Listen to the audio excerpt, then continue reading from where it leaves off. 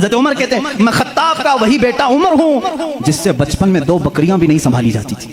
میرے باپ مجھ کو 2 بکریاں دے کر بھیجتے تھے, میں انہیں سنبھالنے کے لیے جاتا, کبھی ایک ادھر بھاگتی کبھی وہ ادھر بھاگتی. میرے باپ بڑے سخت تھے, مجھے گھونسے مارتے تھے, مجھے تھپڑ مارتے تھے, میں بارہا میرے باپ کی مار کھایا ہوں, مجھ سے 2 بکریاں نہیں سنبھالی جاتی تھی. اور آج حالت یہ ہے 25 لاکھ مربع میل پر تنہا عمر فاروق کی زماں میں حکومت ہے. مجال ہے ملک شام میں کوئی آواز اٹھا سکے, مجال ہے کوئی یمن میں آواز اٹھا سکے, مجال ہے کوئی مصر میں آواز اٹھا سکے, مجال ہے کوئی عراق میں آواز اٹھا سکے. کسی کی آواز نہیں اٹھتی.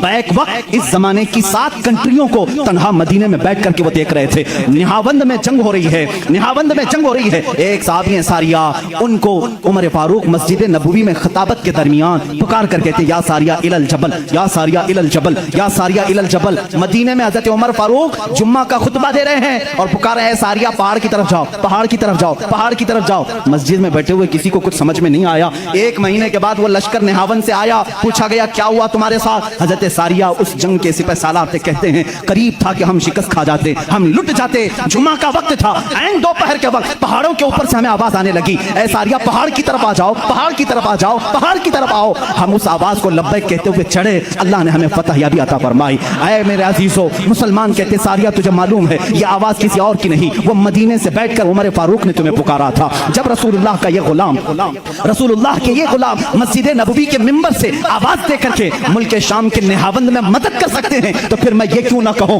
ہم یہاں سے پکاریں وہ وہاں سے سنیں. مصطفیٰ کی سماعت پہ لاکھوں سلام, دور و نزدیک کے سننے والے وہ کان, کان لالے کرامت پہ. یہ ہمارا عقیدہ ہے.